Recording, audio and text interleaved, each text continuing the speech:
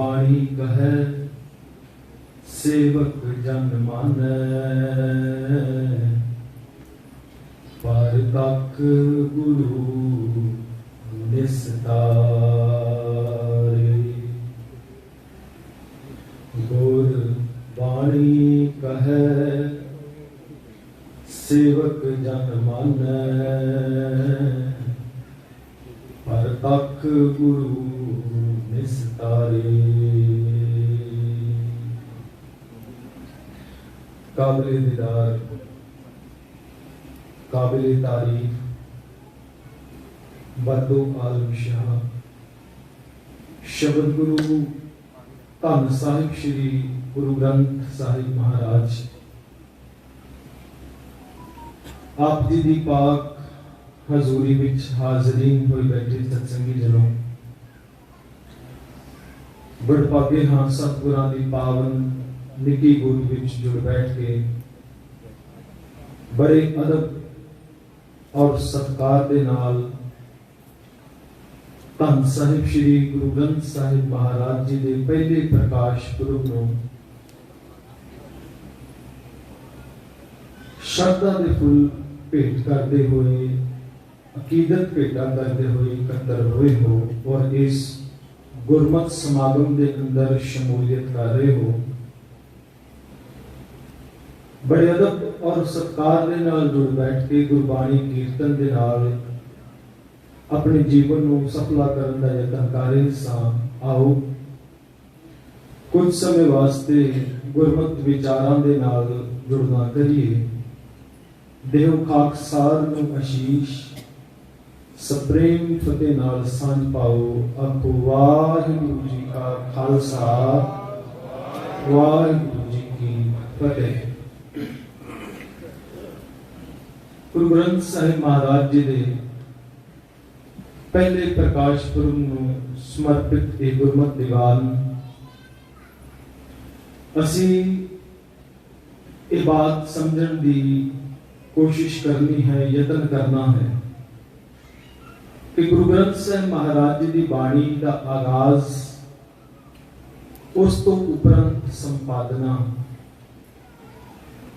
और अजोके समय के अंदर गुरु ग्रंथ साहिब महाराज जी की इस संसार को क्यों लोड़ है। केवल कुछ विषयों के उत्ते असी झाक पाउण दा अज की तकरीर के अंदर यत्न करांगे। सो गुरु ग्रंथ साहिब महाराज जी की पावन बाणी बड़े बड़े विद्वानां ने कोखिया, परखिया, जानिया, समझिया। नोबल पुरस्कार मिला है एक बहुत बड़ी विद्वान है जिसका नाम है परल बख। वो कहती है कि मैं बहुत सारे धर्म ग्रंथों का अध्ययन किया, एक नहीं दो नहीं सैकड़े धर्म ग्रंथों का अध्ययन किया, पर जो शांति का एहसास, जो शीतलता का एहसास, जो रूह का सुकून मैनू गुरु ग्रंथ साहिब महाराज जी की बाणी नूं पढ़ के आया, ऐसा सुकून मैनू होर किसी धर्म ग्रंथ के अंदर नहीं मिला। ये वो विद्वान ने जिन्होंने उसी अनुमतियां कहते हैं। डॉक्टर राधा कृष्णन यूनेस्को वालों एक प्रकाशित होया लेख जिहदे अंदर sacred writings of the six के सिखां दे जिहड़े सैक्रेड यानी कि वो पावन पवित्र बाणी की राइटिंग्स उहदे बाबत, वो लिखतां दे बाबत डॉक्टर राधा कृष्णन लिखते ने कि दुनिया के अंदर अज जिन्नी समस्यावां ने, दुनिया के देशों के जिहड़े हद बने ने, जे इन्हां नूं खत्म करना होवे ते इक्को एक ग्रंथ साहिब श्री गुरु ग्रंथ साहिब महाराज जी के अंदर वो तौफीक है। ऐसा एक ग्रंथ, वाहिद ग्रंथ है जो दुनिया को इन्हां समस्यावां तो निजात दिवा सकता है। यह धन साहिब श्री गुरु ग्रंथ साहिब महाराज जी के बाबत कुछ विद्वानां दी कथनी है। हुण ये बाणी नूं असीं किस रूप दे अंदर लेना है। मेरे तो पहला भाई साहब ने भी आप जी दे नाल थोड़ा सा जिक्र कीता सी। वखरे वखरे विद्वानां दी वखरी वखरी रावां ने, और ये एक ऐसा समुद्र है जिन्नी को तौफीक साडे वर्गियां नूं मिलदी है, उस मुताबिक असीं बयान कर देंगे हाँ, पर असल दे अंदर ना गुरु ग्रंथ साहिब महाराज जी के अंदर ਉਹ ਇੰਨੇ ਕੁ ਸੁਚੱਜੇ ਮੋਤੀ ਨੇ, ਇੰਨਾ ਕੁ ਖਜ਼ਾਨਾ ਭਰਿਆ ਪਿਆ ਹੈ ਕਿ ਜੇ ਸਾਡੇ ਵਰਗੇ ਦੀ ਤਾ ਉਮਰ ਵੀ ਲੱਗ ਜਾਵੇ ਜਾਂ ਮੇਰੇ ਵਰਗੇ ਹੋਰ ਸੈਂਕੜੇ ਆ ਕੇ ਇਸ ਧਰਤੀ ਤੋਂ ਚਲੇ ਜਾਣ ਤਾਂ ਵੀ ਗੁਰੂ ਗ੍ਰੰਥ ਸਾਹਿਬ ਮਹਾਰਾਜ ਜੀ ਦੀ ਸੰਪੂਰਨ ਬਿਆਨਤਾ ਨਹੀਂ ਹੋ ਸਕਦੀ ਕਿ ਕੀ ਕੁਝ ਪਿਆ ਇਸ ਪਾਵਨ ਬਾਣੀ ਦੇ ਅੰਦਰ। ਇਹ ਪਾਵਨ ਬਾਣੀ, ਇਸ ਨੂੰ ਸਰਬਦੇਸ਼ੀ ਕਿਹਾ ਗਿਆ, ਇਸ ਨੂੰ ਸਰਬਕਾਲੀ ਕਿਹਾ ਗਿਆ, इस पावन बाणी को सर्व सांझी बाणी कहा गया। ये तीन नुक्ते कुछ विद्वानों ने दसे कि पावन बाणी को सर्वदेशी क्यों कहा गया। आप इस टाइम इंडिया तो बाहर बैठे हो, विदेश के अंदर बैठे हो, और ये पावन बाणी सर्वदेशी है। इस पावन बाणी के सिद्धांत समुचे देशों के अंदर, सारे संसार के अंदर लागू हो सकते हैं। इस करके इस पावन बाणी को कहा गया ये पावन बाणी सर्वदेशी है। ਇਹਦੇ ਸਿਧਾਂਤ ਸਾਰਿਆਂ ਦੇਸ਼ਾਂ ਦੇ ਅੰਦਰ ਲਾਗੂ ਹੋ ਸਕਦੇ ਨੇ। ਦੂਜੀ ਬਾਤ, ਇਹ ਪਾਵਨ ਬਾਣੀ ਸਰਬ ਸਾਂਝੀ ਹੈ। ਸਰਬ ਸਾਂਝੀ ਦਾ ਭਾਵ ਕਿ ਕੇਵਲ ਸਿੱਖਾਂ ਦੇ ਵਾਸਤੇ ਨਹੀਂ, ਇਹ ਪਾਵਨ ਬਾਣੀ ਉਨੀ ਸਨਾਤਨੀ ਵੀਰਾਂ ਦੇ ਵਾਸਤੇ ਹੈ। ਇਹ ਪਾਵਨ ਬਾਣੀ ਕਿਸੇ ਇਸਲਾਮ ਧਰਮ ਦੇ ਧਾਰਨੀ ਦੇ ਵਾਸਤੇ ਹੈ। ਇਹ ਪਾਵਨ ਬਾਣੀ ਕਿਸੇ ਕ੍ਰਿਸਚੀਅਨਿਟੀ ਦੇ ਰੰਗ ਦੇ ਅੰਦਰ ਰੰਗੇ ਹੋਏ ਕ੍ਰਿਸਚੀਅਨ ਵਾਸਤੇ ਵੀ ਹੈ। ये पावन बाणी दुनिया के अंदर रहती हुए हर एक बशर के वास्ते, रहती दुनिया के अंदर जिन्ना मखलूकात है उहदे वास्ते पावन बाणी है। ये पावन बाणी सर्व सांझी है। तीजी गल, ये पावन बाणी सर्वकाली है। सर्वकाली का भाव की है? अज तो 500 साल पहला या अज तो 700-800 साल पहला जो पावन बाणी का आगाज होता है ना, उदों हो सकता है कोई कह सके कि पावन बाणी का जिहड़ा आगाज होया ये 11वीं शताब्दी दे विच होया। शायद उस समय के अंदर कुछ ऐसा माहौल होगा जिथे पावन बाणी की लोड़ होवे, या अज तो 500 साल पहला जो गुरु ग्रंथ साहिब महाराज जी की एक आगाज होता शब्द रूप के अंदर गुरु नानक साहिब महाराज जी के द्वारा, हो सकता उदों लोड़ हो।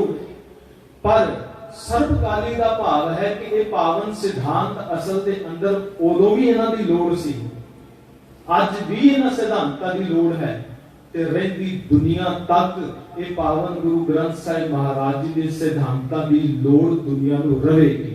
इस करके इस पावन बाणी नूं कहा कि पावन बाणी सर्वकाली है।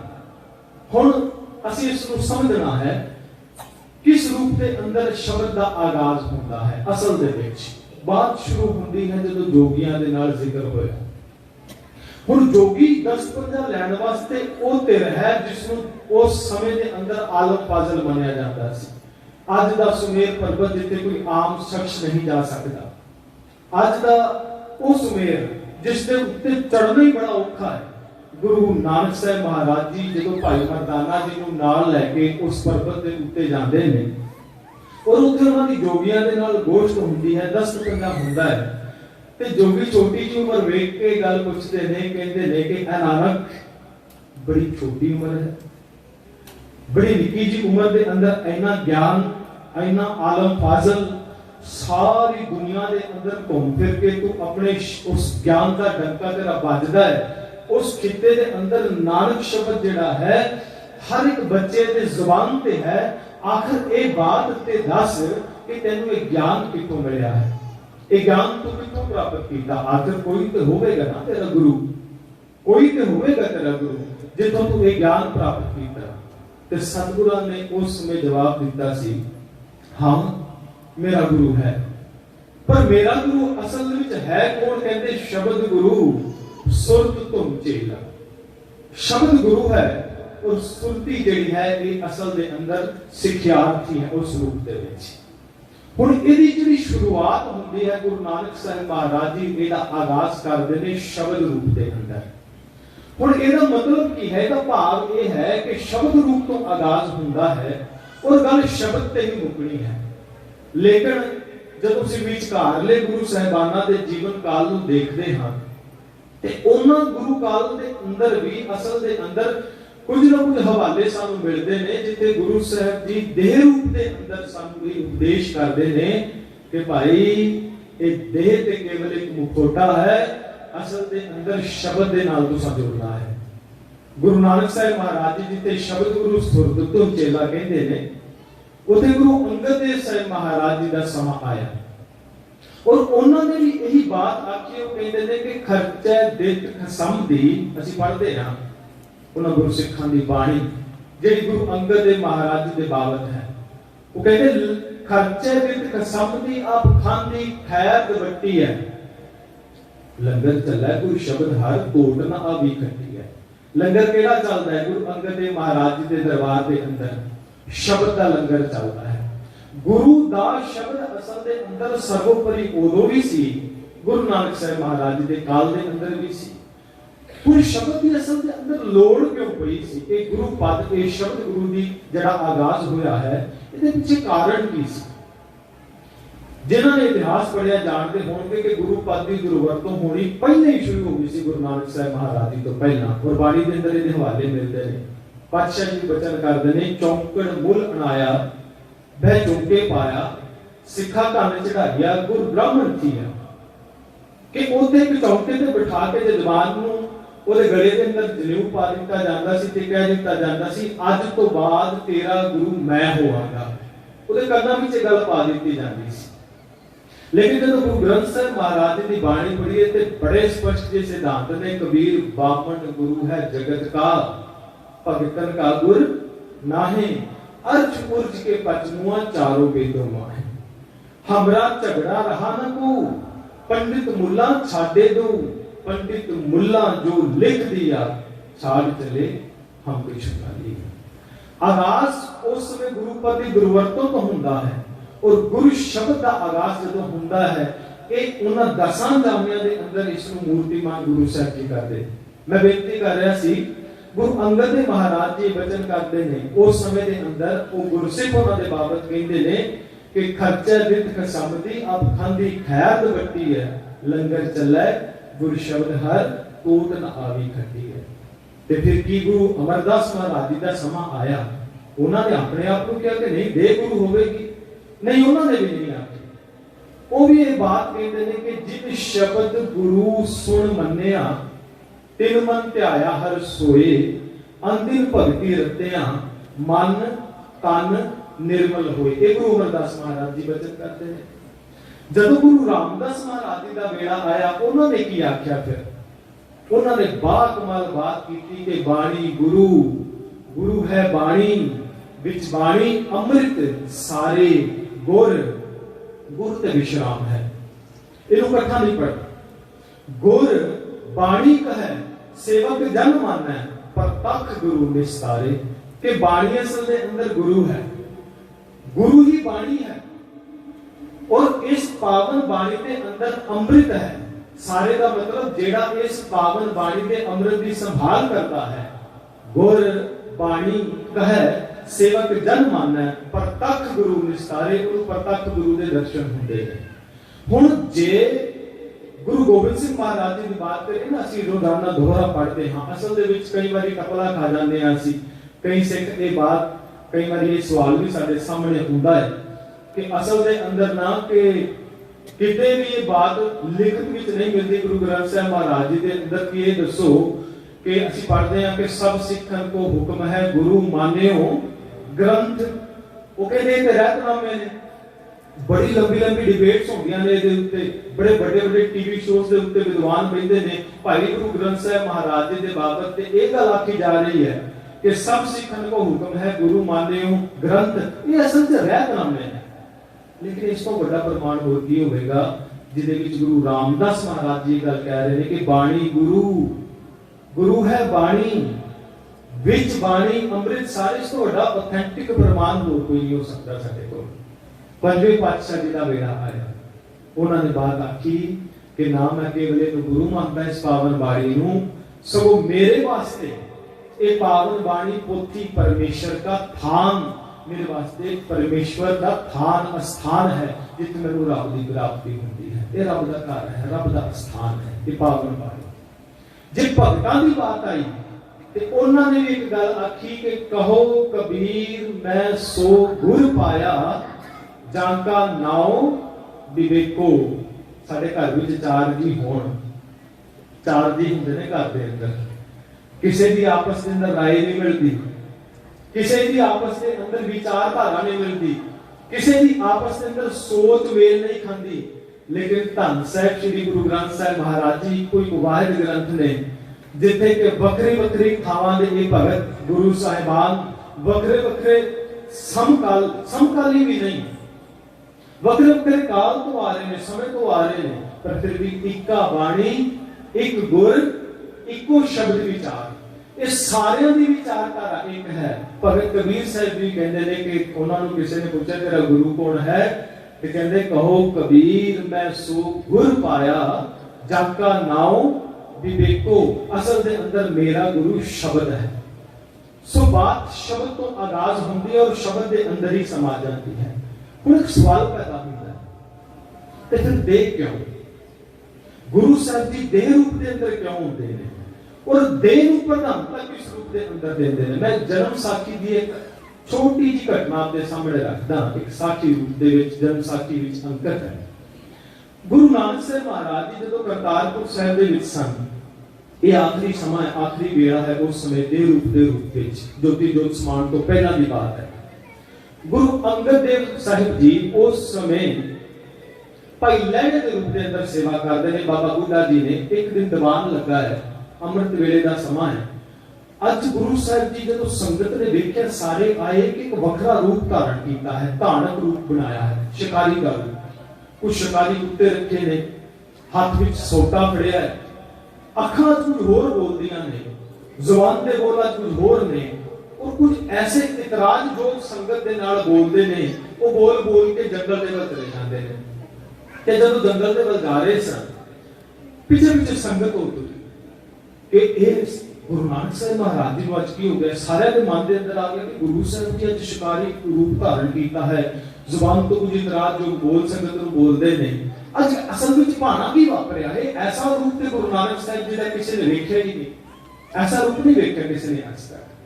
कहते हैं कि जंगल के विच गए, नाले सोटा पड़िया है, थोड़ी अगे जाके गुरु साहब जी वो सोटा लैके संगत को मारने वास्ते उनके इतिहास के अंदर इस रूप के विच कुछ चले गए। लेकिन भाई लैणा जी ते बाबा बुढ़ा जी नाल ने कुछ होर अगे तुरे ने, जंगल के अंदर गए ने, कुछ होर ऐसे बोल बोले ने। कहते बाबा बुढ़ा जी भी आ गए, इको ही सिख रह गए सन, उसी भाई लैणा जेडे बाद दे अंदर गुरु अंगद देव रूप के अंदर असीं उन्हां नूं नतमस्तक होंदे हैं। ये ओ समा आ गया, उस समय के अंदर जदों गुरु नानक साहब महाराज जी वापस आए, अगला दिन चढ़िया। कहते ने अगले दिन चढ़िया ते संगत अज फिर आ रही है धर्मशाल दे वाल। ते जदों धर्मशाल के अंदर संगत आई, आके नतमस्तक होंदे ने। अज गुरु साहब जी अपने उस आसन ते आसीन ने, अज बड़े शांत चित बैठे ने, अज मुस्कुरा रहे ने। ते संगत डरदे डरदे पूछदी है कि गुरु साहब जी कल नूं की हो गया सी? ते गुरु साहब ने जिहड़ा जवाब दिता, उन्होंने बात आखी कि तुसी असल दे विच मेरे अंदर ऐसा की वेखिया? कहते तुहाडे कुछ बोल इतराजयोग सन, तुहाडा जिहड़ा व्यवहार या तुहाडा जिहड़ा उस रूप दे अंदर तुसी साडे नाल व्यवहार करदे सी, व्यवहार उस रूप दा नहीं सी जिवें पहले दा सी। इस करके असीं तुहानूं छड्ड के चले गए। कहते यही कारण है ना कि तुसी मैनूं उत्ते छड्ड के चले गए सो? कहते हाँ यही कारण है। ते गुरु साहब जी कहा कि तुसी मेरे नाल जुड़े क्यों सो? कहते तुहाडे ये शब्द करके, तुहाडे ये बोल करके।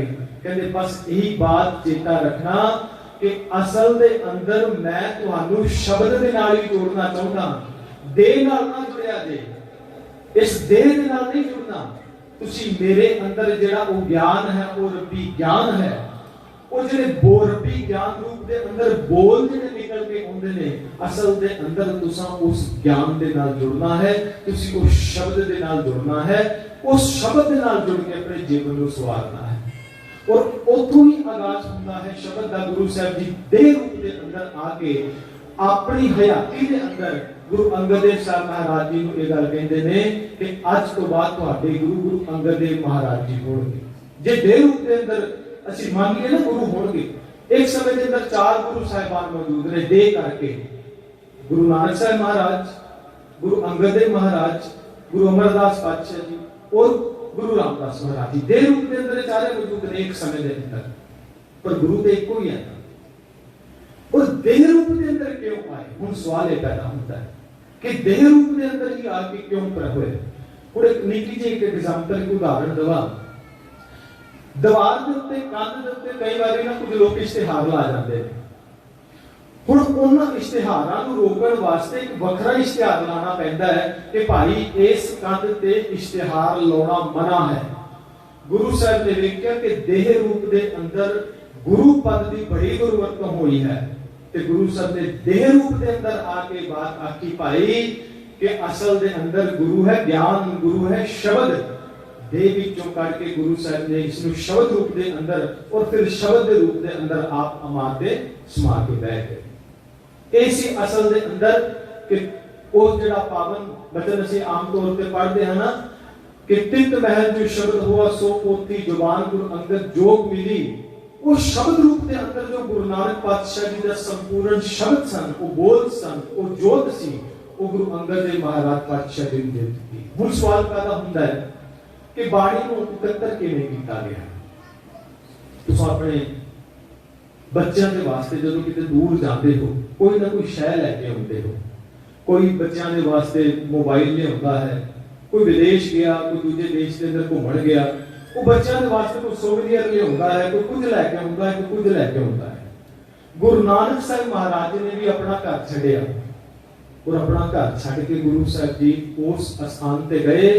कहते कि जब ब्रज के आंचल दे विच गए, उस ब्रज के अंदर जाके उस बनारस के अंदर जाके गुरु साहब जी उस बनारस की धरती ते कहते ने कि भगत कबीर साहब जी तुहाडी बाणी बड़ी कीमती है। झोली अड़ के क्या लियाओ ये बाणी मेरी झोली विच पा दो, ये मेरे बच्चों के वास्ते बड़ी लाहेमंद होएगी।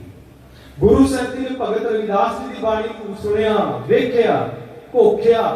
गुरु साहब जी ने उस बाणी को कहा लियाओ ये बाणी मेरी झोली दे विच पा दो। गुरु साहब जी मराठवाड़े के अंदर गए, भगत नामदेव जी की बाणी को वेख्या कि मेरे बच्चों के वास्ते रहिंदी दुनिया तक ये बाणी बड़ी प्रफुल्लित करके उन्हां दी शख्सियत नूं वो बाणी को इकट्ठा करके संकलित करके भगतां दी बाणी को एकत्र करके कलैक्ट करके गुरु पातशाह जी अपनी झोली विच पवांदे रहे और उसनूं बाकायदा तौर ते इन रिटन जिहड़ा है वो लिखते रहे। जिवें असीं प्रमाण पढ़दे हां कि आसा हथ किताब कच्छ कुजा वांग मुसल्ला धारी, हमेशा वो किताब जिहड़ी है कच्चे मार के रखते सी, नाले उसनूं जिते भी बाणी मिलदी उसनूं रिटन दे अंदर लिख लेना। हुण यही पोथी गुरु अंगद देव महाराज जी नूं मिली, यही पोथी गुरु अमरदास पातशाह जी नूं, और यही पोथी चलदियां चलदियां गुरु अर्जन देव महाराज जी तक पहुंचती है। ये बाणी दा इस रूप के अंदर ये बाणी दा जिहड़ा है वो खजाना, क्यों दाते का फूल डिठा खजाना, तो मेरे मन प्यारे खाना, ये गुरु अर्जन देव महाराज तक पहुंच जाता है। हुण बाणी दे अंदर रड़ा भी बहुत पाया। आपने पिछले दीवाना के अंदर भाई साहब को सुनिया होना। असल दे अंदर ना जे कोई करंसी है, हुण असीं इंडिया दे विच देखदे हां, इत्थे दा ते मैनूं पता नहीं, इंडिया के अंदर करंसी बाद में छपती है, पहला उसका डुप्लीकेट जिहड़ा है बदल जिहड़ा है वो मार्केट में आ जाता है, क्योंकि करंसी जिहड़ी है मार्केट के अंदर उस रूप के अंदर चलती है, वो डुप्लीकेट करंसी भी जिहड़ी है मार्केट के अंदर चल रही होती है। जे कोई असल होवे उसका बदल पहला आ जाता है। आप जी सुखमनी साहब की बाणी बड़े चाह नाल पढ़ते हो, आप दी ज्ञातरी अर्ज करना कि सुखमनी सहंस नाम भी सुखमनी रखिया। सुखमनी सहंस नाम मेहरबान एक बाणी रची सी कि गुरु अर्जन देव महाराज जी की बाणी बड़ी मकबूल है, बड़ी मकबूल है। ये बाणी असल के अंदर यदि नकल तैयार कर दी जाए संगत के अंदर भुलेखा पै जाएगा। सुखमनी सहंस नाम नामक बाणी, और बहुत सारी पंक्तियां ते सानू रटियां ने ट्रैक्टर ट्रालियां दे उत्ते लिखियां हुंदियां ने कि नाम तुम्हारी नानका चढ़ी रहे दिन रात। ये आम तौर ते असीं सुरदे पढ़दे ही हां। बहुत सारा रड़ा आ गया जिसनों उस समय ने सिखा ने जानिया। अज वर्गे मैं खिमा मांग के बात कह देना ये नहीं, क्योंकि देखो आप सारे ज्ञानवान हो, आप सारे बड़ी चंगी कार कमाई करते हो, अपनी धर्म की किरत करते हो, सियाने बयाने, पर लेकिन कितने ना कोई घाट साडे अंदर आ जाती है। जिवें अज बाणी पढ़न की घाट आई, किस रूप के अंदर सानू पता नहीं कि कोई बाणी पढ़ता है, उस बाणी के अंदर कोई रला है भी या नहीं, पर उदों के सिख किन्ने सुचेत होंगे। एक बार ना साडे वर्गा कोई प्रचारक आया, कीर्तन करता हुंदा सी, गुरु अर्जन देव महाराज जी दे कोल आया, उस सिख ने ना कीर्तन करया, कीर्तन कीता ते विचों एक सिख खड़ा हो गया, कहंदा कि भाई साहब गुरु साहब जी गुरु दी बाणी नहीं, ये गुरबाणी नहीं, ये कच्ची बाणी है। और एदा एग्जाम उदाहरण जेड़ा है साडे इतिहासक सोमियां च पिया है। एक सिख बोलियो जोर कर कहंदे ने हत्थां नूं हाथ जोड़ के गुरु साहब नूं कहंदा है, एक सिख बोलियो जोर कर गुरु जी सुन लीजै, पृथ्या आदिक अपर को तिन कर्म लिखीजै, आप बनावत शब्द को निज बुध अनुसारी, श्री नानक को नाम शुभ धर देत मझारी, रल जै हैं एक सकल विद, गुरमत भी करे हैं को किस विद को किसु विद बाणी विच रहे हैं, ऐसे रला पै जाएगा पातशाह जी। अब पृथ्वी चंद का पुत्र जेड़ा है बाणी के अंदर रला पा रहा है। गुरु अर्जन देव महाराज जी का बड़ा भरा पृथ्वी चंद, एदा पुत्र सी हर मेहरबान, एदा पुत्र सी अगे हर जी। केसर सिंह छिब्बर का बंसावली नामा ਉਹਦੇ ਅੰਦਰ ਇਹਦਾ ਜ਼ਿਕਰ ਕੀਤਾ ਗਿਆ ਹੈ।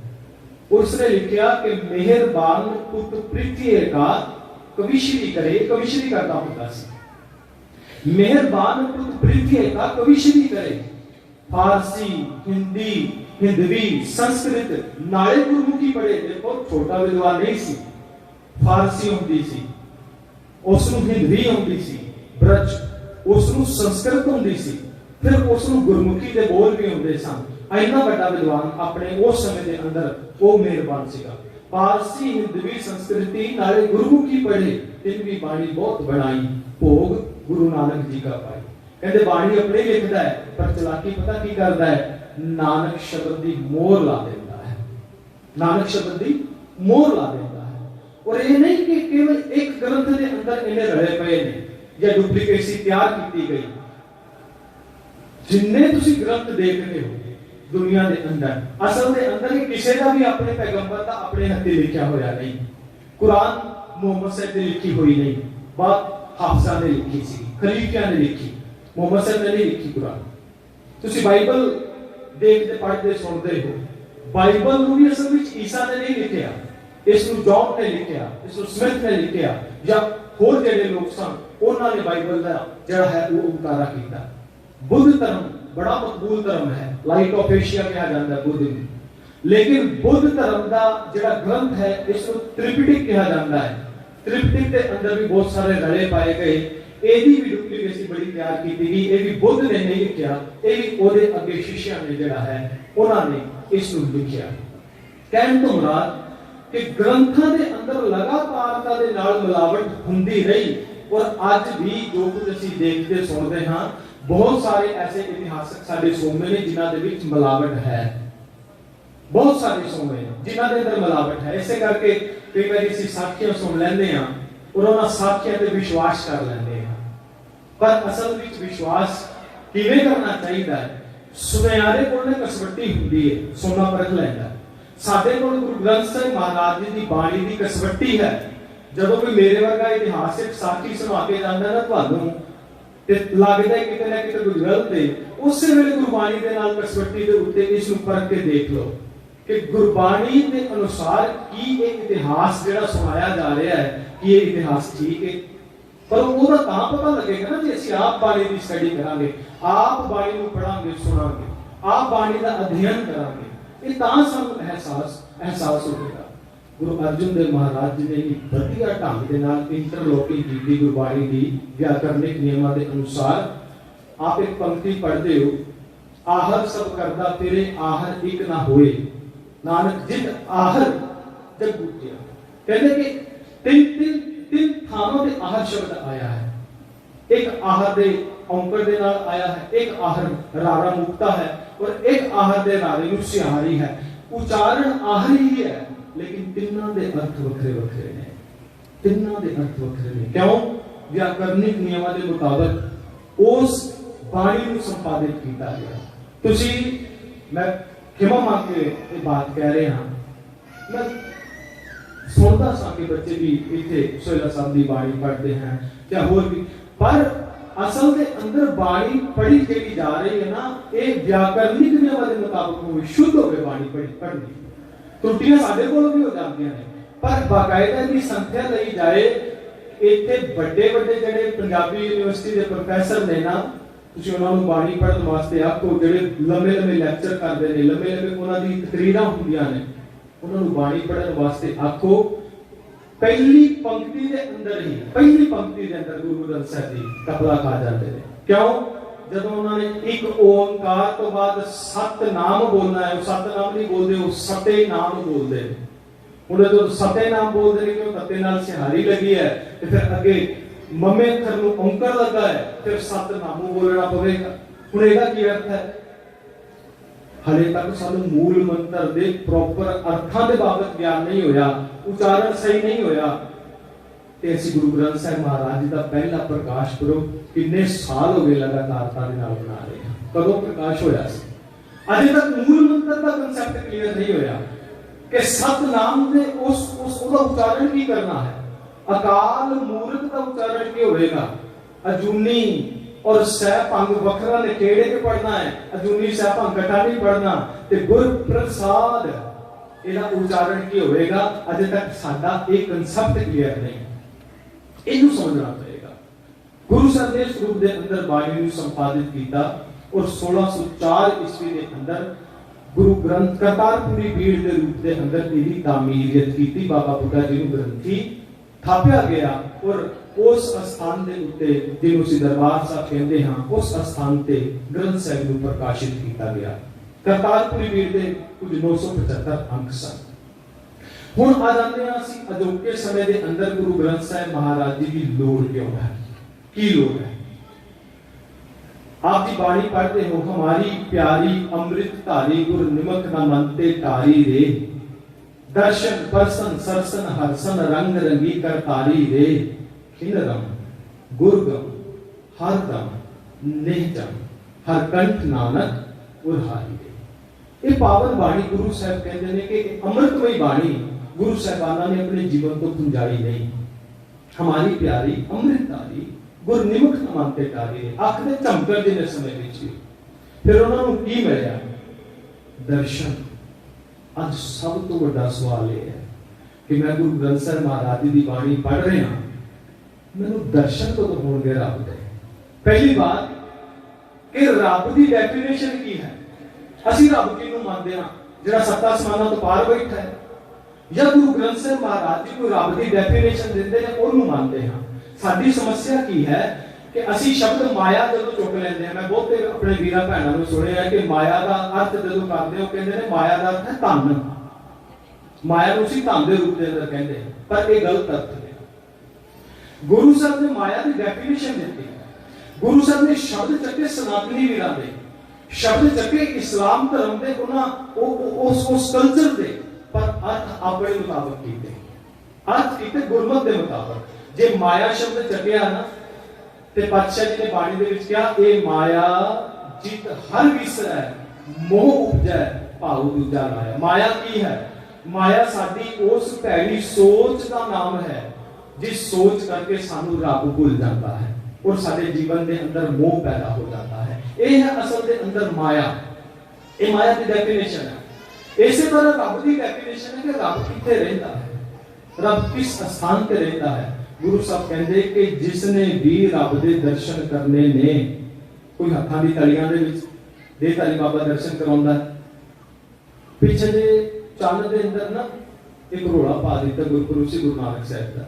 कहते जी चंद दे विच ना गुरु नानक साहब जी के दर्शन हो रहे। आज भी कई बार कोई बदल का रूप आ जाता है जी, उन्होंने सोशल मीडिया से पा दिता जाता है, दर्शन करो जी गुरु नानक साहब महाराज जी की तस्वीर आ गई, दर्शन करो जी गुरु गोबिंद सिंह महाराज जी की तस्वीर आ गई। तस्वीरां दे विचों ते कढ के गुरु साहब दे शब्द नाल जोड़िया सी, ਅਸੀਂ मुड़ के फिर वो तस्वीर के अंदर जुड़ रहे हैं। असल दे विच दर्शन की है? दर्शन किस रूप के अंदर होंगे? उस काल पुरख वाहिगुरू दे बाणी पढ़ो, बाणी के अंदर सानू स्पष्ट कहा कि सब में जोत जोत है सोए, वो तो सारा दे विच वसता है, वो तो हाजिर हुजूर है। हर पूजा दिदेन अनवार खुदा बस के अस सोहबत बुजुर्गां शुद्ध जज़ब। भाई नंदलाल सिंह जी कहते ने जे तू चंगी संगत कीती हुंदी ना, जे तू चंगी संगत कीती हुंदी, क्योंकि शब्द ते सुरत दा मेल है, हो सकता है सारे बैठे आए थे शरीर करके बैठे हुए, सुरत साडी किते होर हो सकती है, मेंटालिटी साडी किते होर हो सकती है। गुरु साहब कहते जब सुरत ते शब्द का मेल हो गया ते जदों इस ज्ञान को हासिल कर लिया कि सारिਆਂ ਦੇ अंदर जोत है, सबै कट राम बोला है, रामा बोला है, राम बिना को बोला रे, सब गोबिंद है, सब गोबिंद है, गोबिंद बिन नहीं कोई, गोबिंद तो बिना और कोई भी नहीं। पर जदों ਅਸੀਂ एक दूजे ਦੇ ਵਿੱਚ ਦੇਖਦੇ ਹਾਂ, ਮੈਨੂੰ ਤੇ ਜਦੋਂ ਵੀ ਸਮਾਜ ਦਾ ਜਦੋਂ ਅਸੀਂ ਅਕਸ ਦੇਖਦੇ ਹਾਂ ਨਾ, ਅਕਸਰ ਵਿਚਰਦਿਆਂ ਮੌਕਾ ਮਿਲਦਾ ਹੈ, ਸਵਾਏ ਨਫ਼ਰਤ ਤੋਂ, ਸਵਾਏ ਈਰਖਾ ਤੋਂ, ਸਵਾਏ ਜੈਲਸ ਤੋਂ ਅਸੀਂ ਦੇਖਦੇ ਹਾਂ ਕਿ ਬਹੁਤਾਇਤ ਰੂਪ ਦੇ ਅੰਦਰ ਹੋ ਸਕਦਾ ਚੰਗੇ ਵੀ ਹੋਣ ਮਾੜੇ ਵੀ ਹੋਣ, ਕਿਉਂਕਿ ਚੰਗਾ ਮਾੜਾ ਹਰ ਇੱਕ ਥਾਂ ਤੇ ਰੇਸ਼ੋ ਹੁੰਦਾ ਹੈ। ਪਰ ਨਜ਼ਰਾਂ ਤੋਂ ਜਦੋਂ ਅਸੀਂ ਦੂਜਿਆਂ ਨੂੰ ਦੇਖਦੇ ਹਾਂ, ਕਿਸੇ ਦੇ ਅੰਦਰ ਸਾਨੂੰ ਜੈਲਸ ਦਿਸਦੀ ਹੈ, ਜੈਲਸ ਕਰਕੇ ਉਹ ਵੈਸਾ ਵਿਵਹਾਰ ਕਰਦੇ ਹਾਂ। ਕਿਸੇ ਦੇ ਅੰਦਰ ਸਾਨੂੰ ਆਪਣੇ ਲੋਕ ਰੂਪ ਦੇ ਨਾਲ ਉਹਦੇ ਨਾਲ ਅਸੀਂ ਸੰਬੰਧ ਬਣਾਉਣਾ ਚਾਹੁੰਦੇ ਹਾਂ, ਕਿਸੇ ਦੇ ਨਾਲ ਅਸੀਂ ਉਸ ਵੱਖਰੇ ਰੂਪ ਦੇ ਅੰਦਰ ਸੰਬੰਧ ਬਣਾਉਣਾ ਚਾਹੁੰਦੇ ਹਾਂ। ਕਿਸੇ ਦੀ ਜ਼ਾਤ ਦਿਸਦੀ ਹੈ, ਕਿਸੇ ਦੀ ਨਸਲ ਦਿਸਦੀ ਹੈ, ਕਿਸੇ ਦੀ ਅਮੀਰੀ ਦਿਸਦੀ ਹੈ, ਕਿਸੇ ਦੀ ਗਰੀਬੀ ਦਿਸਦੀ ਹੈ, ਕਿਸੇ ਦਾ ਉੱਚਾ ਰੁਤਬਾ ਦਿਸਦਾ ਹੈ। ਜੇ ਨਹੀਂ ਦਿਸਦਾ ਤੇ ਉਸ ਰੱਬ ਦਾ ਰੂਪ ਨਹੀਂ ਦਿਸਦਾ, ਜੇ ਨਹੀਂ ਦਿਸਦਾ ਉਹ ਕਾਲ ਪੁਰਖ ਵਾਹਿਗੁਰੂ ਦਾ ਰੂਪ ਨਹੀਂ ਦਿਸਦਾ। ਪਾਤਸ਼ਾਹ ਜੀ ਕਹਿੰਦੇ ਨੇ ਬਾਣੀ ਨੂੰ ਜੀਵਨ ਦਾ ਆਧਾਰ ਬਣਾ, ਰੱਬ ਦੇ ਨੂੰ ਖਲਕਤ ਦੇ ਅੰਦਰ ਦਿਸਣਾ ਸ਼ੁਰੂ ਹੋ ਜਾਵੇਗਾ। ਦੁਨੀਆ ਦੇ ਅੰਦਰ ਸਮੱਸਿਆਵਾਂ ਖਤਮ ਹੋ ਜਾਣੀਆਂ ਨੇ ਸਾਰੀਆਂ, ਜੇ ਰੱਬ ਦਾ ਰੂਪ ਦਿਸਣਾ ਸ਼ੁਰੂ ਹੋ ਗਿਆ। ਨਸਲਵਾਦ ਦੁਨੀਆ ਦੇ ਅੰਦਰ ਖਤਮ ਹੋ ਜਾਏਗਾ। ਵੇਖੋ ਅਮਰੀਕਨ ਰੈਵੋਲੂਸ਼ਨ ਹੁੰਦਾ ਹੈ, ਆਪ ਸਾਰੇ ਬੈਠੇ ਹੋ, ਨੌਜਵਾਨ ਬੈਠੇ ਨੇ, आपने पढ़ा होना। अमेरिकन रेवोल्यूशन होया लगभग 1780-83 ਦੇ ਵਿੱਚ ਉਹਨਾਂ ਦੀ ਇੱਕ ਟ੍ਰੀਟੀ, ਇੱਕ ਸੰਧੀ ਹੋਈ ਸੀ। ਅਮਰੀਕਾ ਦੇ ਵਿੱਚ ਵੀ ਨਾ 50% ਔਰਤ ਨੂੰ ਹੱਕ ਨਹੀਂ ਸੀ ਕਿ ਵੋਟ ਪਾ ਸਕੇ, ਔਰ 70% ਉਹ ਜਿਹੜੇ ਦਾਸ ਪ੍ਰਥਾ ਦੇ ਵਿੱਚ ਅਫਰੀਕਨ ਲੋਕ ਉਸ ਅਮਰੀਕਾ ਦੇ ਵਿੱਚ ਗਏ ਸੀ, ਉਹਨਾਂ ਨੂੰ ਵੀ ਇਹ ਹੱਕ ਨਹੀਂ ਸੀ ਕਿ ਵੋਟ ਪਾ ਸਕਣ। 70% ਉਹ ਲੋਕ ਅਫਰੀਕਨ ਤੇ 50% ਔਰਤ ਨੂੰ ਹੱਕ ਨਹੀਂ ਸੀ ਕਿ ਅਮਰੀਕਾ ਵਿੱਚ ਵੋਟ ਪਾ ਸਕੇ। 1950 ਤੱਕ ਲਗਭਗ ਇਹ ਸੋਚ ਜਿਹੜੀ ਲੱਗੀ ਤੁਰੀ ਆ ਰਹੀ ਸੀ। ਫਿਰ ਮਾਰਟਿਨ ਲੂਥਰ ਆਇਆ, ਇਸਨੇ ਥੋੜੀ ਜੀ ਇੱਕ ਕ੍ਰਾਂਤੀ ਲੈ ਕੇ ਆਈ ਤੇ ਬਾਅਦ ਦੇ ਅੰਦਰ ਬਹੁਤ ਢੇਰ ਚਿਰ ਬਾਅਦ ਲਗਭਗ 170 ਸਾਲ ਬਾਅਦ ਦਾਸ ਜਿਹੜੇ ਲੋਕ ਸਨ ਉੱਥੋਂ ਦੇ ਅਫਰੀਕਨ ਲੋਕ, ਉਹਨਾਂ ਨੂੰ ਵੋਟ ਪਾਉਣ ਦਾ ਹੱਕ ਮਿਲਿਆ ਔਰ ਔਰਤ ਨੂੰ ਵੋਟ ਪਾਉਣ ਦਾ ਹੱਕ ਮਿਲਿਆ। ਲੇਕਿਨ ਗੁਰੂ ਸਾਹਿਬ ਜੀ ਨੇ ਨਾ 500 ਸਾਲ ਪਹਿਲਾਂ ਸਾਨੂੰ ਇਹ ਬਾਤ ਸਮਝਾ ਦਿੱਤੀ ਸੀ ਕਿ ਨੀਚਾਂ ਅੰਦਰ ਨੀਚ ਜ਼ਾਤ, ਨੀਚੀ ਹੂੰ ਅਤ ਨੀਚ, ਨਾਨਕ ਤਿਨ ਕੈ ਸੰਗ ਸਾਥ, ਵੱਡਿਆਂ ਸਿਓ ਕਿਆ ਰੀਸ। ਜਦੋਂ ਮੈਂ ਸਾਰਿਆਂ ਦੇ ਅੰਦਰ ਬਰਾਬਰਤਾ ਦੇ ਨਾਲ ਉਹਨੂੰ ਵੇਖਾਂਗਾ, ਜਦੋਂ ਮੈਂ ਆਪਣੇ ਘਰ ਦੇ ਜੀਆਂ ਦੇ ਵਿੱਚ, ਜਦੋਂ ਮੈਂ ਘਰ ਵਿੱਚ ਐਂਟਰ ਕੀਤਾ, ਮੈਨੂੰ ਰੱਬ ਦਾ ਰੂਪ ਦਿਸੇਗਾ। ਮੇਰਾ ਝਗੜਾ ਹੋਰ ਕਿਸੇ ਨਾਲ ਨਹੀਂ ਹੋ ਸਕਦਾ, ਮੇਰਾ ਕਿਸੇ ਗਵਾਂਢੀ ਦੇ ਨਾਲ ਝਗੜਾ ਨਹੀਂ ਹੋ ਸਕਦਾ, ਮੇਰਾ ਕਿਸੇ ਕੰਪੀਟੀਟਰ ਦੇ ਨਾਲ ਝਗੜਾ ਨਹੀਂ ਹੋ ਸਕਦਾ। ਕਿਉਂ? ਕਿਉਂਕਿ ਮੈਂ ਗੁਰੂ ਨਾਨਕ ਮਹਾਰਾਜ ਜੀ ਦਾ ਸਿੱਖ ਹਾਂ ਤੇ ਉਹਦੀ ਸਿੱਖੀ ਮੈਨੂੰ ਇਹ ਸਿਖਾਉਂਦੀ ਹੈ ਕਿ ਸਾਰਿਆਂ ਦੇ ਵਿੱਚ ਮੈਨੂੰ ਉਹਦੀ ਜੋਤ ਦਿਸਣੀ ਚਾਹੀਦੀ ਹੈ। ਪਰ ਗੁਰੂ ਸਾਹਿਬ ਕਹਿੰਦੇ ਨਾਨਕ ਸੇ ਅਖੜੀਆਂ ਬਿਆਨ ਜਿਨੀ ਦਿਸੰਡੋ ਮਾਪੇ, ਸਭ ਕੋ ਮੀਤ ਹਮ ਆਪਨ ਕੀਨਾ, हम सबना के साजन, दूर परायो मन का बिरहा, पाओ मेल कियो मेरे राजन। हुणे आप सारे अपने अपने अंदर झात मार लो। गुरबाणी आप सारे सुनते हो, जेडे पढ़ नहीं सकते सुनते तो नहीं। आप जी ने बहुत सारे दीवान भी सुने होने, आप जी शब्द भी सवेरे सवेरे सुनते हो, गुरबाणी के पाठ भी चलो जिन्ना कर सकते हो ना करते हो, जेडे नहीं कर सकते हो कैसेट दे राही सुन लेंदे ने। हुण इन्नी बड़ी बड़ी सुनी, मेरा दर्शन कैसा है, लोगों को किस रूप के अंदर देखता हूं, मेरा नजरिया कैसा है, मैं उस सोच के राही, उस सुरत के अंदर कि मैं काम रूप के राही कामी होकर देखता दुनिया के अंदर, कि मैं लोभ के नजरिए के नाल सारिਆਂ ਨੂੰ देखता हूं, कि मैं हंकार रूप के अंदर दुनिया ਨੂੰ देख रहा हां, जब मैनू ईर्खा होती है किसी होर ਨੂੰ देख के। ਇਹ ਅਸਲ ਦੇ ਅੰਦਰ ਨਾ ਅਸੀਂ ਆਪਾਂ ਸਾਰੇ ਹੀ ਆਪਣੇ ਅੰਦਰ ਝਾਤ ਮਾਰ ਕੇ ਦੇਖ ਸਕਦੇ ਹਾਂ ਮੈਨੂੰ ਕਿਹੜੀ ਬਿਮਾਰੀ ਲੱਗੀ ਹੈ, ਮੈਂ ਕਿਸ ਰੂਪ ਦੇ ਅੰਦਰ ਬਿਮਾਰ ਹਾਂ। ਗੁਰੂ ਸਾਹਿਬ ਜੀ ਨੇ ਸਾਨੂੰ ਸਮਝਾਇਆ, ਹਮਾਰੀ ਪਿਆਰੀ ਅੰਮ੍ਰਿਤ ਧਾਰੀ ਗੁਰਨਿਮਕ ਨ ਮੰਨਤੇ ਟਾਰੀ ਦੇ, ਦਰਸ਼ਨ ਉਹਨੂੰ ਦਰਸ਼ਨ ਹੋਣਗੇ, ਪਰਸਨ ਉਹਨੂੰ ਸਪਰਸ਼ ਹੋਏਗਾ, ਸਰਸਨ ਉਹਦੇ ਜੀਵਨ ਵਿੱਚ ਰਸ ਆ ਜਾਏਗਾ। ਅੱਜ ਨਾ ਬਾਣੀ ਸੁਣਨ ਦੇ ਵਿੱਚ ਰਸ ਹੈ, ਗੱਲਾਂ ਸ਼ੁਰੂ ਹੋ ਜਾਂਦੀਆਂ ਨਾਲ ਦੇ ਨਾਲ। ਸੰਗਤ ਵਿੱਚ ਬਹਿਣਾ ਨਹੀਂ ਹੁੰਦਾ, ਟਿਕਣਾ ਨਹੀਂ ਹੁੰਦਾ, ਸੰਗਤ ਦੇ ਅੰਦਰ ਇਕਾਗਰਤਾ ਨਹੀਂ ਹੁੰਦੀ। ਕਿਉਂ? ਕਿਉਂਕਿ ਮੇਰੇ ਅੰਦਰ ਦੀ ਉਹ ਖੁਰਾਕ ਨਹੀਂ, ਮੈਨੂੰ ਰਸ ਨਹੀਂ ਹੁੰਦਾ ਗੁਰਬਾਣੀ ਦਾ। ਮੈਂ ਬੱਧਾ ਚੱਟੀ ਹੁੰਨਾ, ਮੈਂ ਬੱਧਾ ਚੱਟੀ ਬਹਿਣਾ, ਮੈਂ ਬੱਧਾ ਚੱਟੀ ਬੈਠ ਕੇ ਆਪਣੇ ਜਿਹੜੀਆਂ ਚਾਰ ਗੱਲਾਂ ਕਰਕੇ ਜਾਂ ਲੰਗਰ ਪ੍ਰਸ਼ਾਦਾ ਛਕ ਕੇ ਮੈਂ ਚਲਾ ਜਾਣਾ, ਲੇਕਿਨ ਗੁਰੂ ਸ਼ਬਦ ਦਾ ਰਸ ਮੈਨੂੰ ਕਿਉਂ ਨਹੀਂ ਹੁੰਦਾ? ਕਿਉਂਕਿ ਮੇਰੇ ਅੰਦਰ ਦੀ ਖੁਰਾਕ ਨਹੀਂ। ਗੁਰੂ ਸਾਹਿਬ ਕਹਿੰਦੇ ਬਾਣੀ ਨੂੰ ਜੀਵਨ ਦਾ ਆਧਾਰ ਬਣਾ, ਤੈਨੂੰ ਰਸ ਆਏਗਾ, ਸੁਣਨ ਦੇ ਵਿੱਚ ਰਸ ਆਏਗਾ, ਦਰਸ਼ਨ ਪਰਸਨ ਸਰਸਨ ਜ਼ੁਬਾਨ ਦੇ ਅੰਦਰ ਰਸ ਆਏਗਾ। ਪਰ ਕਦੋਂ ਆਏਗਾ? ਕਹਿੰਦੇ ਜਦੋਂ ਦੂਜਿਆਂ ਰਸ ਸਾਨੂੰ ਤਿਆਗੇਗਾ। ਆਨ ਰਸਾ ਜੇਤੇ ਤੈ ਚਾਖੈ, ਨਿਮਖ ਨਾ ਤ੍ਰਿਸ਼ਨਾ ਤੇਰੀ ਨਾਥੈ। ਐਨੇ ਰਸ ਭੋਗੇ ਨੇ ਨਾ ਤੂੰ, ਅੱਜ ਤੱਕ ਤੇਰੀ ਤ੍ਰਿਸ਼ਨਾ ਨਹੀਂ ਮੁੱਕੀ, ਅੱਜ ਤੱਕ ਨਹੀਂ ਮੁੱਕੀ ਤ੍ਰਿਸ਼ਨਾ, ਉਹਨੇ ਮੁੱਕਣੀ ਵੀ ਨਹੀਂ, ਇਹ ਕਦੇ ਖਤਮ ਵੀ ਨਹੀਂ ਹੋਣੀ। ਗੁਰੂ ਸਾਹਿਬ ਕਹਿੰਦੇ ਨੇ ਬਾਣੀ ਨੂੰ ਜੀਵਨ ਦਾ ਆਧਾਰ ਬਣਾ। ਤੇਰੇ ਜੀਵਨ ਦੇ ਅੰਦਰ ਬਾਣੀ ਪੜ੍ਹਨੀ, ਸੁਣਨੀ, ਜੀਵਨੀ, ਇਹਦਾ ਰਸ ਹੋਣਾ ਸ਼ੁਰੂ ਹੋ ਜਾਵੇਗਾ। ਫਿਰ ਦੂਜੇ ਦੇ ਵੱਲ ਝਾਕ ਨਹੀਂ ਕਰੇਗਾ, ਫਿਰ ਸੰਗਤ ਵਿੱਚ ਆ ਕੇ ਤੇਰੀ ਸੁਰਤ ਟਿਕ ਕੇ ਬਹਿ ਜਾਏਗੀ। ਉਸ ਗੁਰੂ ਸ਼ਬਦ ਦੇ ਨਾਲ ਆਪਣੇ ਜੀਵਨ ਨੂੰ ਰਸ ਭਰਪੂਰ ਕਰ ਲਵੇਗਾ। ਸਤਸੰਗ। ਚੌਥੀ ਗੱਲ ਹਰਸਨ। ਗੁਰੂ ਗ੍ਰੰਥ ਸਾਹਿਬ ਮਹਾਰਾਜ ਜੀ ਦੀ ਬਾਣੀ ਨੂੰ ਜਿਹੜਾ ਵੇ ਆਫ ਲਾਈਫ ਬਣਾ ਲੈਂਦਾ ਹੈ, ਜੀਵਨ ਦਾ ਆਧਾਰ ਬਣਾ ਲੈਂਦਾ ਹੈ, ਉਹਦੇ ਜੀਵਨ ਦੇ ਅੰਦਰ ਹਰਸਨ ਆ ਜਾਂਦਾ ਹੈ, ਆਨੰਦ, ਖੁਸ਼ੀ, ਖੇੜਾ ਆ ਜਾਂਦਾ ਹੈ। ਸਾਡੇ ਤੋਂ ਚੰਗੇ ਨਾ ਆਪ ਸਾਰੇ ਨੂੰ ਫਿਲਮ ਦੇਖ ਕੇ ਆਏ ਮਸਤਾਨ ਨੇ। ਸਾਡੇ ਤੋਂ ਚੰਗੇ ਉਹ ਸਿੱਖ ਸੀਗੇ ਜਿਹੜੇ ਛੋਲਿਆਂ ਨੂੰ ਗੁਦਾਮ ਕਹਿੰਦੇ ਸੀਗੇ, ਜਿਹੜੇ ਜਿਨ੍ਹਾਂ ਦੇ ਘਰ ਘੋੜਿਆਂ ਦੀਆਂ ਕਾਠੀਆਂ ਦੇ ਉੱਤੇ ਸੀ, ਜਿਹੜੇ ਜੰਗਲਾਂ ਦੇ ਅੰਦਰ ਰਹਿੰਦੇ ਸਨ, ਜਿਹੜੇ ਘਾਹ ਫੂ ਖਾ ਕੇ ਤੇ ਘਾਹ ਪੱਤੀਆਂ ਖਾ ਕੇ ਉਹਨਾਂ ਨੂੰ ਸਬਜ਼ ਪੁਲਾਵ ਕਹਿੰਦੇ ਹੁੰਦੇ ਸਨ। ਸਾਡੇ ਤੋਂ ਚੰਗੇ ਉਹ ਸਿੱਖ ਸਨ ਜਿਨ੍ਹਾਂ ਦੇ ਜੀਵਨ ਦੇ ਅੰਦਰ ਇੰਨੀ ਮੁਸ਼ਕਲਾਂ ਦੇ ਵਿੱਚ ਵੀ ਆਨੰਦ, ਖੇੜਾ ਔਰ ਉਤਸ਼ਾਹ ਸੀ। ਪਰ ਸਾਡੇ ਕੋਲ ਤਾਂ ਸਾਰਾ ਕੁਝ ਹੈ, ਪਰ ਸਾਡੇ ਜੀਵਨ ਵਿੱਚ ਡਿਪਰੈਸ਼ਨ ਕਿਉਂ ਹੈ? ਫਿਰ ਚਿੰਤਾਵਾਂ ਕਿਉਂ ਨੇ? ਫਿਰ ਇਹ ਵੱਖਰੇ ਵੱਖਰੇ ਜਿਹੜੇ ਫੋਬੀਆ ਨੇ, ਫਿਰ ਇਹ ਡਰ ਕਿਉਂ ਹੈ? ਕਿਉਂ ਅਸੀਂ ਹਰ ਟਾਈਮ ਸਹਿਮ ਰਹਿੰਦੇ ਹਾਂ? ਕਿਉਂ ਸਹਿਮ ਦੇ ਅੰਦਰ ਚਿੰਤਾਵਾਂ ਦੇ ਵਿੱਚ ਹੀ ਸਾਡੀ ਜੀਵਨ ਅੱਜ ਤੱਕ ਬੀਤ ਗਿਆ ਔਰ ਅਗਲੀਆਂ ਚਿੰਤਾਵਾਂ ਹੋਰ ਮੂੰਹ ਅੜ ਕੇ ਖੜੀਆਂ ਨੇ? ਕੀ ਕਾਰਨ ਹੈ? ਕਿਉਂਕਿ ਜੀਵਨ ਦਾ ਆਧਾਰ ਨਹੀਂ। ਜਦੋਂ ਨਾਦਰ ਸ਼ਾਹ ਆਇਆ ਨਾ, ਨਾਦਰ ਸ਼ਾਹ ਮੂਵੀ ਦੇ ਅੰਦਰ ਹਲੇ ਬਹੁਤਾ ਇਹਦੇ ਬਾਬਤ ਬਿਆਨ ਨਹੀਂ ਕੀਤਾ ਗਿਆ। ਜਿਸ ਦਿਨ ਆਇਆ, ਦੁਨੀਆ ਦੇ ਅੰਦਰ ਸਭ ਤੋਂ ਵੱਡੀ ਤਾਕਤ ਰੱਖਣ ਵਾਲਾ ਬਾਦਸ਼ਾਹ ਸੀ ਨਾਦਰ ਸ਼ਾਹ। ਇਸ ਨੇ ਆਟੋਮਨ ਅੰਪਾਇਰ ਨੂੰ ਹਰਾਇਆ, ਇਸ ਨੇ ਕਜ਼ਾਕਿਸਤਾਨ ਨੂੰ ਹਰਾਇਆ, ਇਸ ਨੇ ਈਰਾਨ ਦੇ ਉੱਤੇ ਰਾਜ ਕੀਤਾ, ਇਸ ਨੇ ਅਫਗਾਨਿਸਤਾਨ ਦੇ ਜਿਹੜੇ ਉਹ ਲੜਾਕੇ ਸਨ ਅਫਗਾਨੀ, ਉਹਨਾਂ ਨੂੰ ਹਰਾਇਆ। ਇਹ ਪੂਰੇ ਖਿੱਤੇ ਦੇ ਅੰਦਰ ਰਾਜ ਕਰਕੇ ਬੈਠਾ ਸੀ ਔਰ ਬੜਾ ਦਲੇਰ ਯੋਧਾ ਸੀ। ਕਹਿੰਦੇ ਨੇ ਕਿ ਜਦੋਂ 1739 ਵਿੱਚ ਆਇਆ ਨਾ, ਕਰਨਾਲ ਦੇ ਲਾਗੇ ਦੀ ਜੰਗ ਹੋਈ ਸੀ।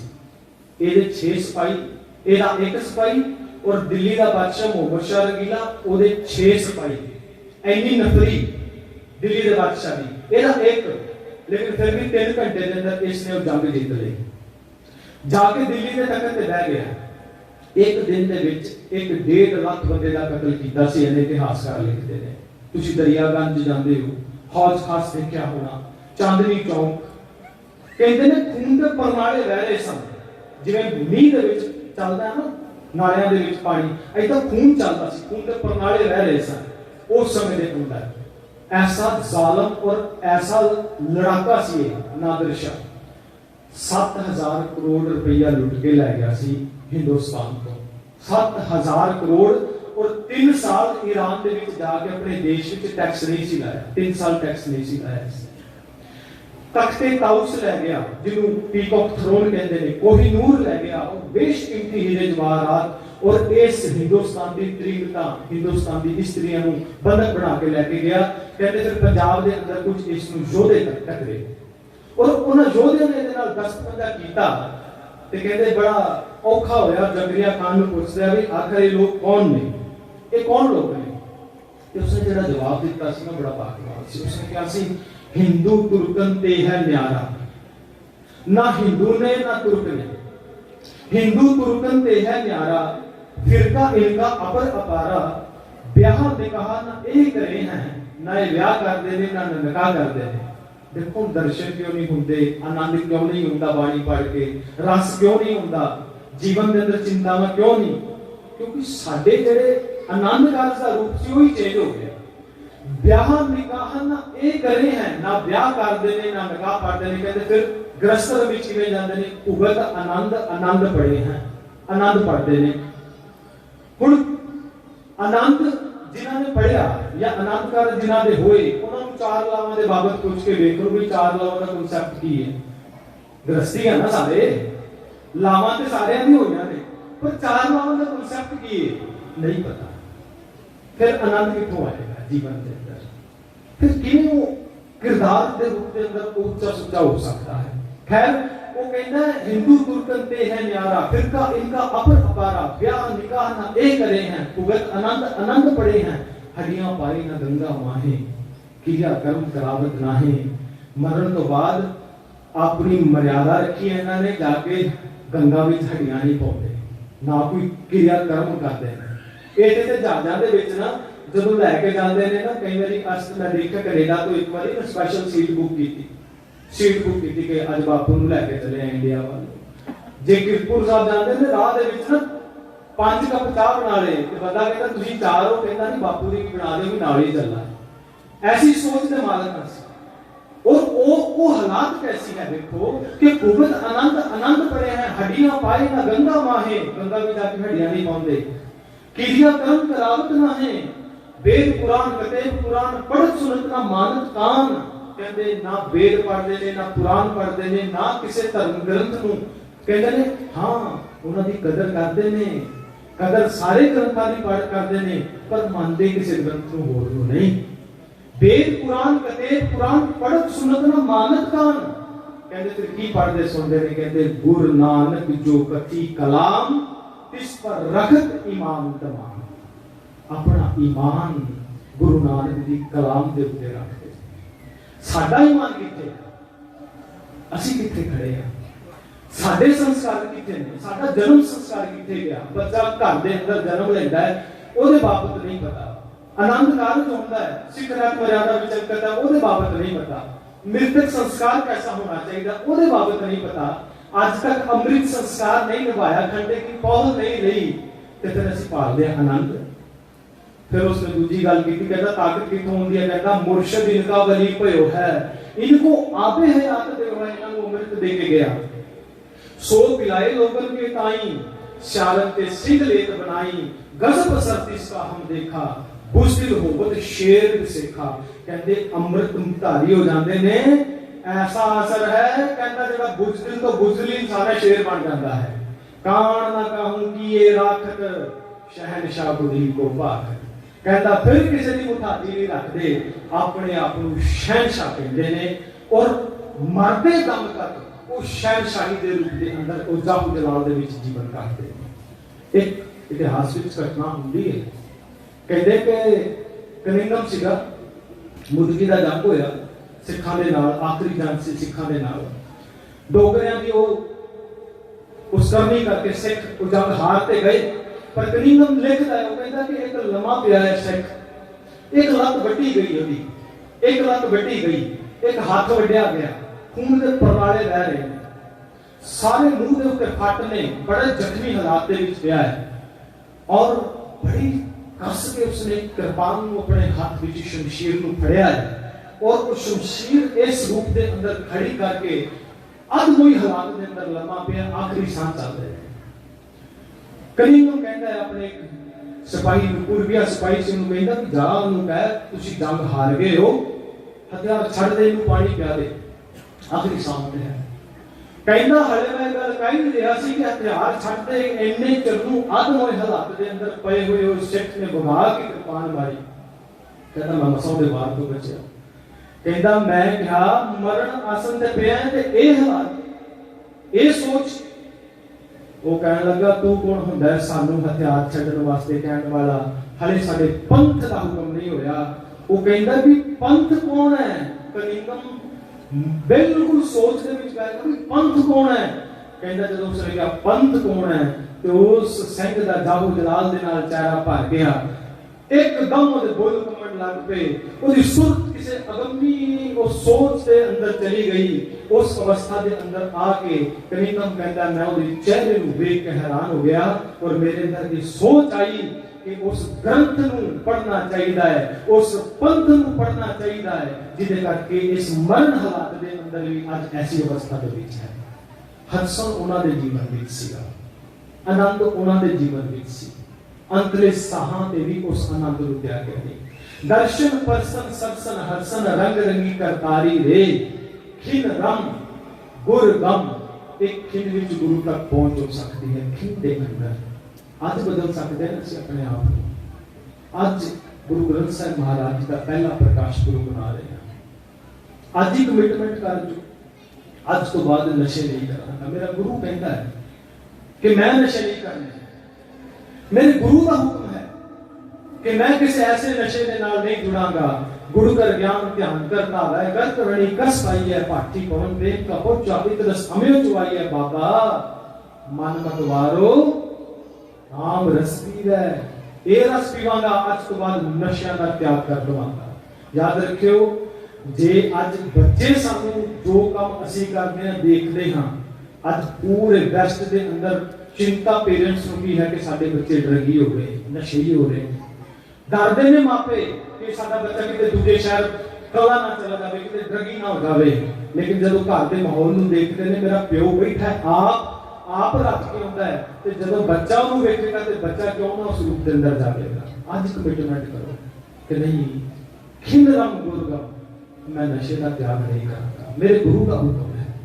गुरु ग्रंथ साहिब महाराज जी की बाणी कहती है कि मैं नशे का त्याग करूंगा। खिन रम गुरगम एक खिन विच गुरु तक पहुंच होती है। हर दम उस श्वास श्वास पे इस बाणी नाल जुड़ा रहता है। ਅਸੀਂ ਕਹਿੰਦੇ ਆ मैं गुरुद्वारे आया मैं झूठ नहीं बोलांगा। ਅਸੀਂ ਕਹਿੰਦੇ ਆ मैं गुरुद्वारे आया मैं नशा करके नहीं जावांगा। नहीं, गुरु मेरे संग सदा है नाले। गुरु ਨੂੰ तो कैरी करके तुरदे ਆ ਅਸੀਂ हर समय ਸਾਡੇ ਨਾਲ है कि ਉੱਥੇ ਕਹਿ ਸਕਦੇ ਆ गुरु नहीं बाहर जा के ਕਿਸੇ ਹੋਰ ਥਾਂ ਤੇ ਰੱਬ नहीं। ਰੱਬ ਤੇ ਹਰ ਪਾਸੇ ਚਾਰ ਚੁਫੇਰੇ ਮੌਜੂਦ ਹੈ। ਉਹਦੇ ਅੰਦਰ ਜਾਮੇ ਸਾਡੇ ਅੰਦਰ ਦੀ ਜਾਣਦਾ ਹੈ, ਸਾਡੀ ਸੋਚ ਨੂੰ ਜਾਣਦਾ ਹੈ, ਸਾਡੀ ਮੈਂਟੈਲਿਟੀ ਨੂੰ ਜਾਣਦਾ ਹੈ। ਉਸ ਸੋਚ ਨੂੰ ਚੰਗੇਰਾ ਕਰਨਾ ਹੈ। ਖਿਨ ਰਮ गुर गम हर दम नेह जम। जेड़ा हर दम हर श्वास श्वास जपदा है फिर नेह जम ओदे जीवन दे अंदर ना आत्मक मौत नहीं हुंदी। अवकार रूपी जम ओदा कुछ बिगाड़ नहीं सकदे। बड़ी चढ़दी कला दे अंदर वो अपना जीवन यापन करता है। सो शब्द समाप्त है। अंतली बेनती करके कि मैं जज को जावांगा। शब्द रहनुमाई करदा है राजनैतिक तौर ते राजे शी मुकद्दम कुत्ते जाए जगाइन बैठे सुते चाकर नंदा भाई काओ रात पित उधर चढ़ता। शब्द रहनुमाई करता है सामाजिक तौर पे समाज कैसा होना चाहिए है। और एक बेनती मैं और कर दवां देखो साइंस का युग है, बच्चे बैठे ने आज दुनिया अब ब्रह्मांडी सर्जना की बड़ी बात होती है। वैज्ञानिकों को ਅਸੀਂ पढ़ते हैं साइंटिस्ट चंद ते पहुंचे ने खोज होती है। एक साइंटिस्ट होया स्टीफन हॉकिंस आपने कदे उसकी फोटो वेखी होनी उसनु थोड़ा जिहा लगवा मारिया सी। वो एक व्हीलचेयर ते पिया रहंदा सी गर्दन टेढ़ी करके पर क्वांटम दा सिद्धांत उसने दिता सापेक्षता दा जेड़ा वो सिद्धांत क्वांटम सिद्धांत उसने स्टीफन हॉकिंस ने दिता। वो एक गल कहता ब्रह्मांडी सिरजना किवें होई उसनु किसी ने पूछा। वो कहता जिवें पानी दा असीं उबाला करदे हां उबालदे हां बुलबुल उठदे जदों मींह पैंदा बुलबुला उठदा है खत्म हो जाता है। ऐदां ही ये पूरे ब्रह्मांड जिहड़ा है बहुत सारे यूनिवर्स ऐसा बुलबुले की तरह बनते हैं और खत्म हो जाते हैं, बनते हैं और खत्म हो जाते हैं। और एक दिन आ भी जिहड़ा बुलबुला रूप के अंदर बनया एक दिन इन्हें भी खत्म हो जाना है। हुण आ जाओ गुरु ग्रंथ साहिब महाराज जी की बाणी विच क्यों पढ़ना है बाणी। गुरु ग्रंथ साहिब महाराज जी की बाणी विच अज आपने श्लोक पढ़े और उन्हां श्लोकां दे विच जिक्र हुंदा है कि जैसे जलते बुदबुदा उपजै बिनसै नीत जग रचना तैसे रची कहो नानक सुनमीत। गुरु साहब जी कहते ने कि जिवें जल का बुदबुदा पैदा होंदा और खत्म हो जाता है ये जगत की रचना इस रूप के अंदर रची गई। गुरबाणी के अंदर बॉटनी का सिद्धांत है। मैं इस करके कह रहा कि बच्चे बैठे ने ये समझेंगे। पॉलिनेशन आप समझते होवोगे बच्चे खास तौर पर पढ़ना इसमें पॉलिनेशन कि एक जड़ा पौधा है ये वनस्पति किवें फैलती है। ਇਹਦਾ 1919ਵੀਂ ਸ਼ਤਾਬਦੀ ਦੇ ਅੰਦਰ ਇਹਦੀ ਖੋਜ ਹੋਈ ਕਿ ਪੌਦਿਆਂ ਦੇ ਵਿੱਚ ਵੀ ਨਰ ਮਾਦਾ ਹੁੰਦੀ ਹੈ ਔਰ ਭੌਰਾ ਬਹਿੰਦਾ ਇੱਕ ਫੁੱਲ ਦੇ ਉੱਤੇ ਤੇ ਦੂਜੇ ਤੇ ਜਾ ਕੇ ਉਹਦੇ ਪਰਾਗਕਣ ਛੱਡਦਾ ਹੈ ਤਾਂ ਜਾ ਕੇ ਵਨਸਪਤੀ ਫੈਲਦੀ ਹੈ। ਲੇਕਿਨ ਗੁਰੂ ਗ੍ਰੰਥ ਸਾਹਿਬ ਮਹਾਰਾਜ ਦੀ ਬਾਣੀ ਪੜੋ, ਗੁਰੂ ਨਾਨਕ ਸਾਹਿਬ ਮਹਾਰਾਜ ਜੀ ਕਹਿੰਦੇ ਨੇ ਐਸੀ ਭੰਵਰਾ ਬਾਸ ਲੈ ਤਰਵਰ ਫੂਲੇ ਬਨ ਹਰੇ। ਇਹਨਾਂ ਭੌਰਿਆਂ ਦੇ ਕਰਕੇ ਭੌਰਾ ਐਸੀ ਖੁਸ਼ਬੂ ਲੈਂਦਾ ਹੈ ਜਿਹਦੇ ਕਰਕੇ ਪੂਰੀ ਕਾਇਨਾਤ ਦੇ ਅੰਦਰ ਵਨਸਪਤੀ ਹਰਿਆਵਲ ਰੂਪ ਦੇ ਅੰਦਰ ਆ ਜਾਂਦੀ ਹੈ। ਇਹ ਕੁਝ ਨੁਕਤੇ ਨੇ ਬਾਣੀ ਦੇ ਅੰਦਰ ਔਰ ਮੈਂ ਕੇਵਲ ਚੰਦ ਨੁਕਤੇ ਰੱਖੇ ਨੇ। ਜਿੰਨੀ ਗਹਿਰਾਈ ਵਿੱਚ ਜਾਓਗੇ ਉਸ ਰੂਪ ਦੇ ਅੰਦਰ ਬਾਣੀ ਨੂੰ ਸਮਝੋਗੇ। ਸਮਾਂ ਮਿਲੇਗਾ ਅੱਗੇ ਜੇ ਕਿ ਸਮਾਂ ਹੋਇਆ ਅਸੀਂ ਮਨ ਬਾਰੇ ਵਿਚਾਰ ਕਰਾਂਗੇ ਕਿ ਅਸਲ ਵਿੱਚ ਬਾਣੀ ਜਿਵੇਂ ਅੱਜ ਸਾਈਕੋਲੋਜੀ ਦੇ ਰੂਪ ਦੇ ਅੰਦਰ ਕਿ ਸਾਇੰਟਿਸਟ ਕਹਿੰਦੇ ਨੇ ਮਨ ਕਿੱਥੇ ਜਾ ਕੇ ਖੜਾ ਹੈ, ਅਨਕੌਂਸ਼ੀਅਸ ਮਾਈਂਡ ਕੀ ਕਹਿੰਦਾ ਹੈ, ਕੌਂਸ਼ੀਅਸ ਮਾਈਂਡ ਕੀ ਕਹਿੰਦਾ ਹੈ, ਸਾਡਾ ਬਾਣੀ ਕੀ ਕਹਿੰਦੀ ਹੈ, ਸਾਨੂੰ ਕਿਸ ਰੂਪ ਦੇ ਅੰਦਰ ਤਾਕੀਦ ਕਰਦੀ ਹੈ, ਮਨ ਦੇ ਅੰਦਰ ਕਿੰਨੀ ਤਾਕਤ ਹੈ। ਇਹ ਸਾਰਾ ਕੁਝ ਬਾਣੀ ਦੇ ਵਿੱਚ ਮੌਜੂਦ ਹੈ। ਬਸ ਬਾਣੀ ਨੂੰ ਪੜ੍ਹੀਏ, ਸਮਝੀਏ, ਜਾਣੀਏ, ਸਿੱਖੀਏ और अपने जीवन में सफल कर सकते हैं। हर कंठ नानक उरहारी रे वो कंठ का हार बन जाती है, गले का हार बन जाती है ठंडी पावन बाणी। इस बाणी के नाल जुड़ के जीवन में सफल कर सकते हैं। सो इतनी आपको बेनती प्रवान करना जी, बोलते हैं बेंत गलतियां त्रुटियां हुई होंगी, अंदाज से भगवान के क्षमा कर देना जी। गुरु ग्रंथ साहब महाराज जी का धन्यवाद जिन्होंने आप संगत के दर्शन प्रसन्न करने का दास को समा मिलता है। प्रबंधक सन्ना धन्यवाद, भाई साहब होना का धन्यवाद जिन्होंने दास को समाने की निवाजिश की जी। आप संगत का धन्यवाद जिन्होंने एकाग्रता के नाल जुड़ बैठ के सुनिया।